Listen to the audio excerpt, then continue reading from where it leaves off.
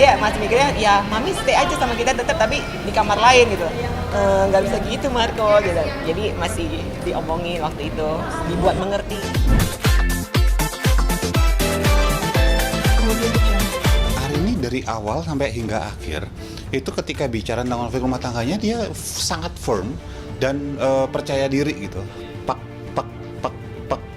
dia menyampaikan dengan bagus ya, selain karena dia memang seorang public figure dan seorang katakanlah orang yang memang bergerak dalam bidang entertainment, biasa untuk berhadapan sama kamera, berhadapan sama orang dengan cukup baik dan cukup senior.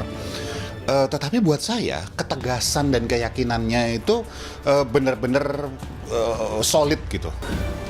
Berdamai itu pun sudah pernah kami bicarakan, itu pun sudah diusahakan, tetapi dari kami bersama-sama, baik dari istri, dari Inga Nurlah maupun dari saya, kita sudah mengambil keputusan bahwa ini adalah jalan yang terbaik, bukan saja untuk kita, tapi juga untuk anak-anak kita. Anak-anak sudah kita omongin dan sudah bisa mengerti kok bahwa memang kita mau berpisah, mau mencari jalan masing-masing. Tapi tetap ya itu seperti aku bilang bahwa aku sama Ari mungkin sampai di sini as couple, tapi akan tetap berusaha menjadi parents yang terbaik buat mereka, buat Kenzo Marco. Kalau mereka bisa pisah dengan baik-baik, masih bisa berdua berdiri dan saling tersenyum, masih saling nutupin, artinya unek-unek itu sebetulnya tidak sebesar itu.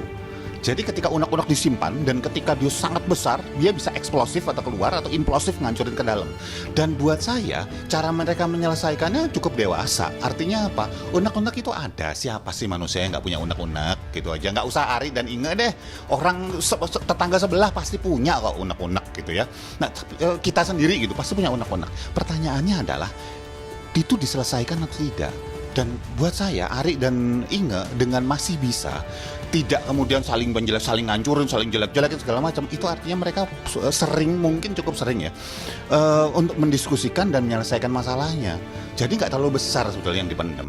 Rasanya kayak utang budi gimana gitu. Jadi mungkin aku akan bilang untuk yang dipinjemin dari temennya itu untuk enggak. Dan ada satu apartemen dia yang lagi dua sih yang lagi disewain, jadi mungkin dia juga mau pinjemin itu buat aku, jadi belum pasti dipinjeminnya gimana, ya we'll see nanti. Bisa dicek sejauh mana hubungannya, ya kan Inge kan fitness terus di tempat yang sama. Memang mungkin kecuriganya mengapa dengan instruktur yang itu saja, ya toh. Jadi kan Anda misalnya masuk ke suatu tempat fitness, cocok dengan si A kan maunya dengan si A toh. Apakah itu yang dianggap pihak ketiga? Gitu loh. Jadi mungkin sudah sayup-sayup mengenai instruktur, ya silakan saja, ya toh.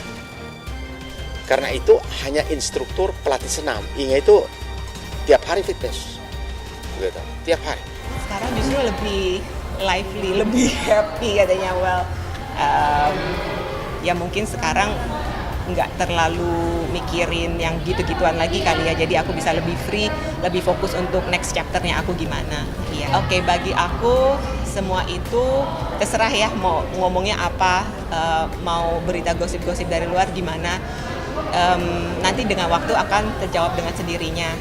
Dan ya aku hanya diam, karena kalau bagi aku tuh diam itu lebih baik, karena kalau aku diam, nggak ada sesuatu apapun yang bisa diambil cuma secuplik, jadi sesuatu yang sebenarnya nggak ke situ arahnya. Jadi aku lebih pilih diam, dan nanti juga dengan waktu akan terjawab satu persatu. Wow. Ya karena mungkin Inge pikirnya seperti orang barat, ya kan dia pendidikannya kan S1, S2 itu kan di luar. Jadi everything is just contract, udah kerja selesai gitu kan. You do your part. The producer and siapapun dia kerjasamanya, partnernya do their part, kelar. Kita tinggal di Asia nggak seperti itu. Semua itu it's about relationship. Kalau misalnya bukan temen, bukan kenalan, ngapain gue pakai lo? Mending gue pakai orang lain yang gue kenal, gitu. Nah itu kan harus di maintain. Relationship itu harus di maintain. Jadi nggak bisa cuma sekedar oke, si Ari Wibowo mau pakai saya, oke, tanda tangan kontrak selesai gitu. Enggak, ujung-ujungnya udah besok that's it gitu. Cuman sampai sebatas itu aja. Next time, oh enggak, yang ini temen gue nih, ini dia aja yang kita pakai gitu ya kan, something like that, ya kan, it happens. Jadi memang kita mesti jaga relationship. It's not just yang namanya partner itu bukan cuman pekerjaan, tetapi harus menjadi teman. Nah, menjadi teman kan itu kan macam-macam ya kan. Ya. Suruh ngapain? Kerjaan suruh aku udah dari ya. siang sampai malam di lokasi syuting. Ya. Gitu. Jadi ya hanya bisa ketemu either pagi atau setelah syuting. Wow. That's it gitu. Workout, suka makan, jadi ya gitu deh. Masih dalam proses, belum benar-benar finalize, tapi aku tahu aku udah harus memulai. Karena biar gimana pun kan aku akan berdiri di kakiku sendiri, dan dengan kegiatan aku sekarang ini mulai step by step, iya kayak gitu. Jadi apa yang aku bisa lakuin itu yang aku lakuin dulu. Kedepannya nanti memang aku udah pikirin plan-plan kedepannya apa, tapi untuk sekarang ya masih di sekitar active lifestyle, which is sport, coaching, one-on-one coaching sih aku, and then ya gini ikut bazar, open PO for baking yang lebih untuk orang-orang yang healthy conscious gitu, tapi masih enak dimakan gitu. Rumah yang sekarang ini kan direnovasi hampir 2 tahun lebih. 2 tahun lebih belum kelar. Dan Bu Inge sudah meminta juga kepada Pak Ari, kalau misalnya dengan putra kedua anaknya masuk ke dalam rumah, boleh nggak datang bertemu? Pak Ari menyatakan bahwa tidak boleh masuk ke dalam rumah karena istilahnya mau memulai dengan rumah baru, new memories. Jadi pokoknya masuk di rumah yang baru sekarang, walaupun dia renovasi, tidak boleh. Coba, kasihan ya. Pokoknya Pak Ari tidak melarang. Loh, gimana tuh? Selama ini sih melarang, kan gitu. Kita belum tahu. Ya mudah-mudahan begitu Pak Ari pindah ke rumah yang baru, rumah yang mewah itu, ya, dan anak-anak di dalam, Bu Inge bisa masuk. Kalau tidak bisa masuk, berarti anak-anaknya bisa bertemu Bu Inge, apakah di restoran, di rumah kos, atau bagaimana, dan pasti di rumah kos juga tidak menyiapkan makanan, toh? Itu. Nah, itu bagaimana perasaannya? Terakhir sih memang dari sekian banyak ngomong, maaf, tadinya awal-awal boleh aku masih masuk rumah untuk masak sore-sore, jadi kids pulang sekolah masih ada makanan gitu. And then setelah beberapa hari berubah, jadi nggak boleh masuk sama sekali. And then kan aku taunya aku mau cari kos-kosan.